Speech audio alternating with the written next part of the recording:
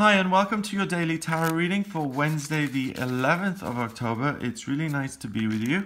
I'm using the Green Witch Tarot for today's reading. I'm just shuffling the cards here and then I'm going to choose 3 cards for you to give you an insight into what you'll be dealing with and what you'll be working with on this day. So let's have a look. And I'm being told to pick cards from within the deck again.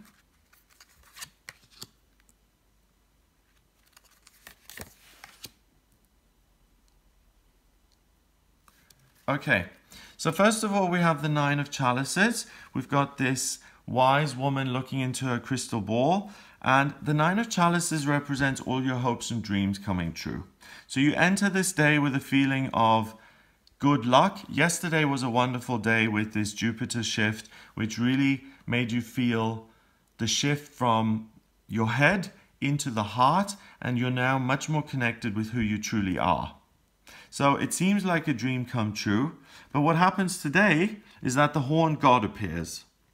He is quite attractive, I think. I wouldn't be terribly upset if he appeared while I was walking through the forest.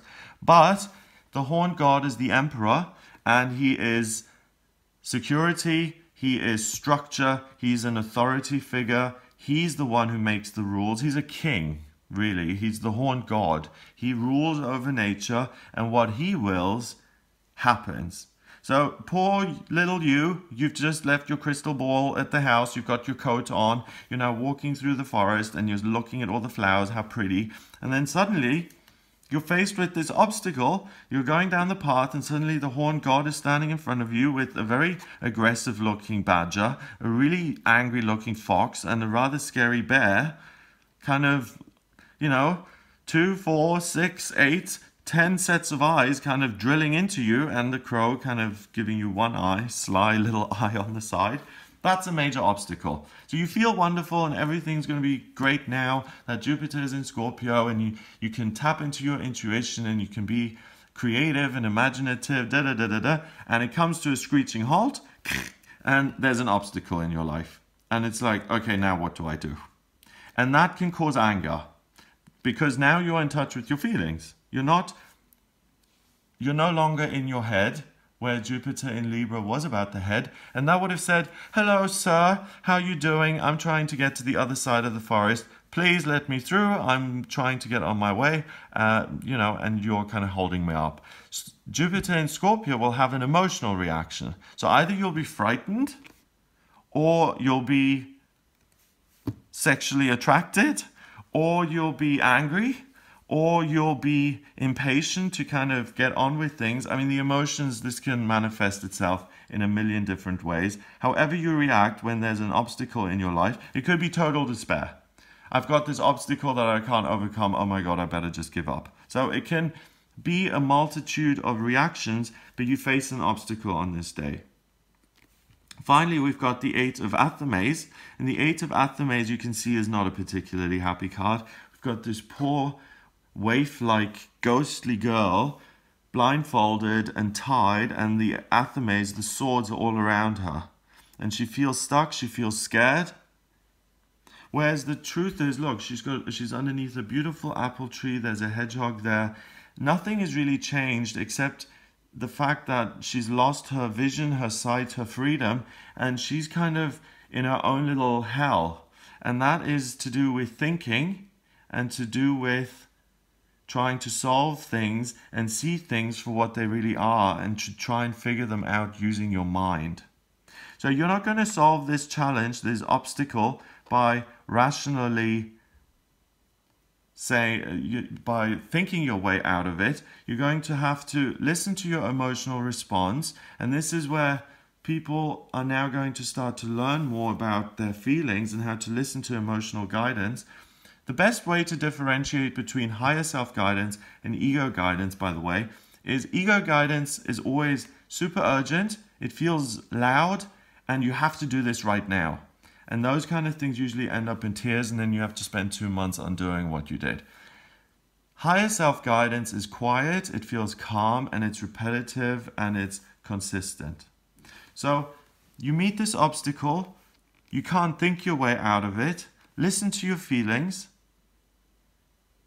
own your feelings, and ask your heart chakra, ask your inner self, your higher self, how am I going to overcome this obstacle? And the Nine of Chalices, it's no coincidence that she's a psychic and that she's a crystal ball. Because when you get in touch with your watery side, which is what's going on at the moment, then you have the answers to everything. Because it's not just your own emotions that guide you. When you go into your emotional self, you tap into the collective unconscious. And all the answers lie there. So you're walking through the forest, suddenly you're faced with this, and it's like, oh, I need to get through. I can't think of anything to say to this guy. I don't know who he is, what he's doing here. I always thought the horn god was a myth. I'm rather surprised, to say the least. Your feelings will tell you exactly the right thing to say to him, or will show you why this obstacle appeared in the first place.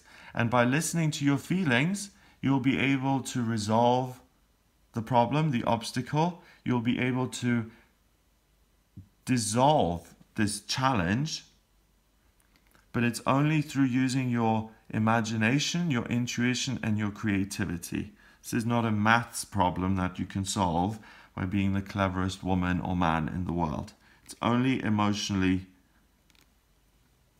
only solvable through your emotions. And that's tough because this kind of seems threatening.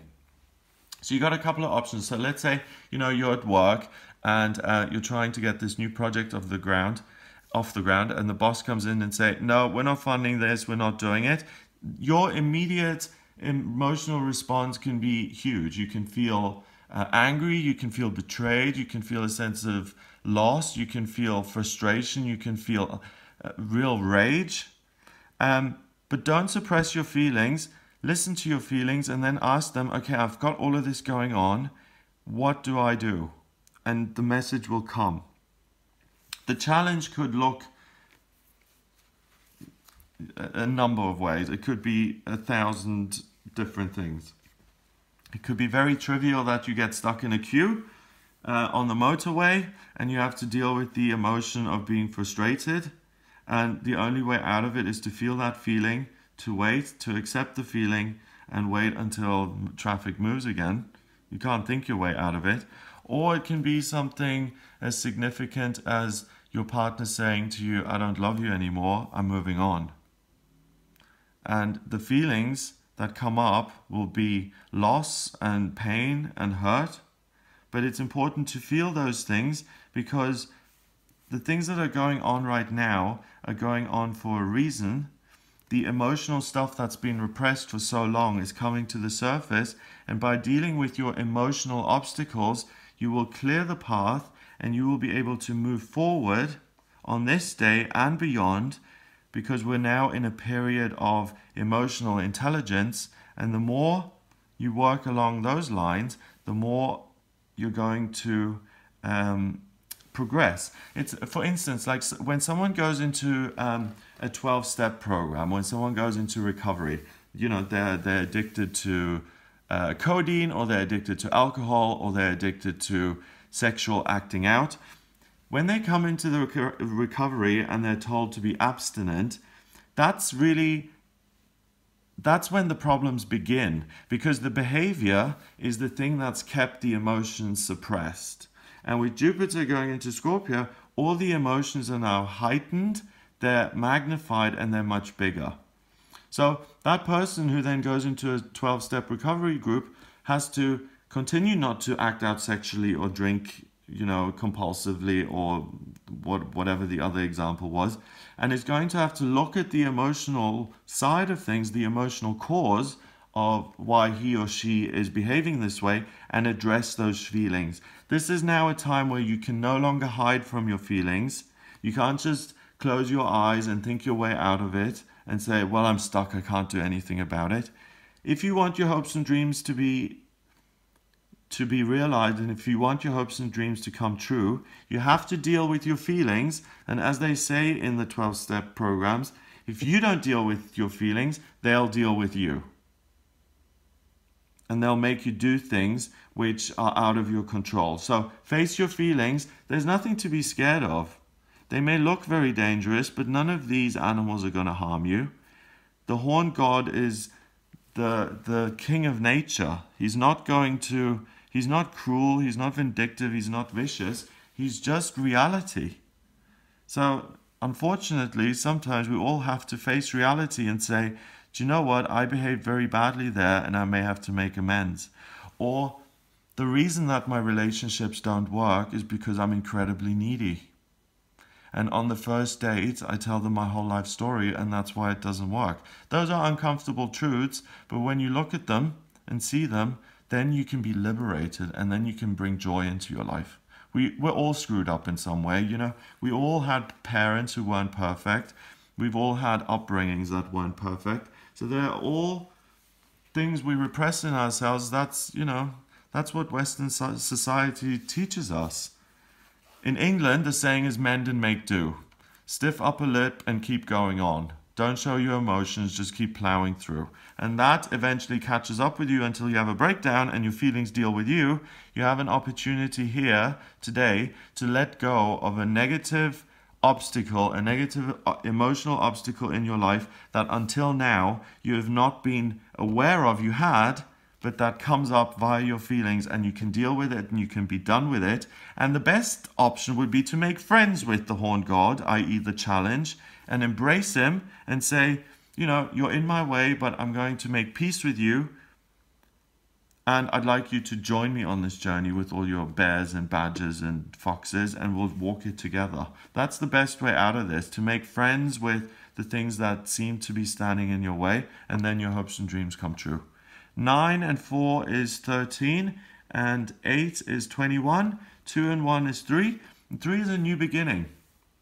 It's a fresh start. It's walking through a new doorway into a new part of your life. So that's what you're doing. You're now able to feel your feelings. You're strong enough to get real with yourself and to drop the things which have really allowed you to kid yourself for this long. Because the more authentic you are in life, the more authentic people you're going to attract. If it's all fake, if it's all a facade, if it's all something that you've constructed, then you're also going to be around other people who are fake and who aren't their honest, true selves.